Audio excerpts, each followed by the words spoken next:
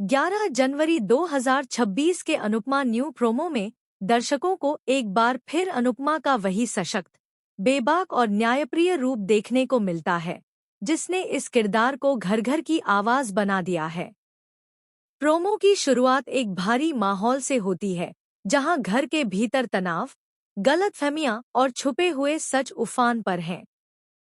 पाखी और दिवाकर के व्यवहार ने न सिर्फ परिवार की मर्यादा को ठेस पहुंचाई है, बल्कि भरोसे की नींव को भी हिला दिया है। ऐसे में अनुपमा का आगे आना किसी तूफान से कम नहीं लगता।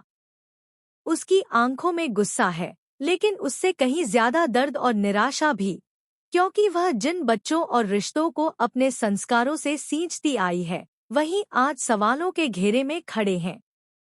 अनुपमा पाखी से सीधा सवाल करती है कि उसने कब रिश्तों को सुविधा और स्वार्थ से ऊपर रखना छोड़ा, कब अपने फायदे के लिए सच को तोड़ना सीख लिया और कब परिवार के नाम पर झूठ को सही ठहराने लगी।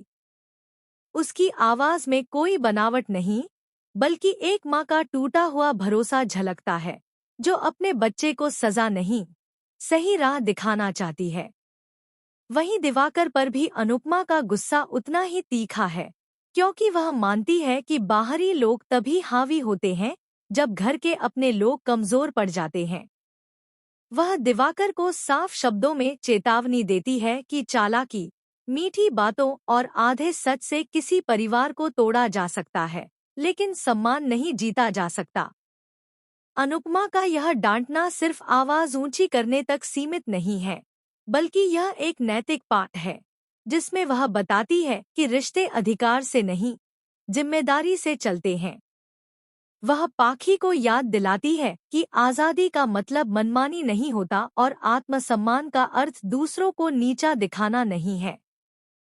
प्रोमो में अनुपमा का संवाद बेहद प्रभावशाली है, जहां वह कहती है कि अगर सच कड़वा लगे तो समझ लेना चाहिए कि वह जरूरी है, और अगर झूठ मीठा लगे तो समझ जाना चाहिए कि वह जहर है। इस टकराव में अनुपमा न तो किसी की तरफदारी करती है और न ही भावनाओं में बहती है, बल्कि वह तथ्यों, मूल्यों और इंसानियत की कसौटी पर हर किसी को परखती है। पाखी की आंखों में शर्म और असमंजस साफ दिखता है, जबकि दिवाकर की चुप्पी उसके दोष को और उजागर कर देती है। यह प्रोमो इस बात का संकेत देता है कि आने वाले एपिसोड्स में रिश्तों की सच्चाई सामने आएगी, मुखौटे उतरेंगे।